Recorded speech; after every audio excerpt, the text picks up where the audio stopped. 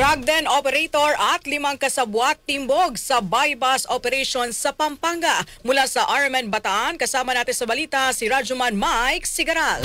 RMN Live Report!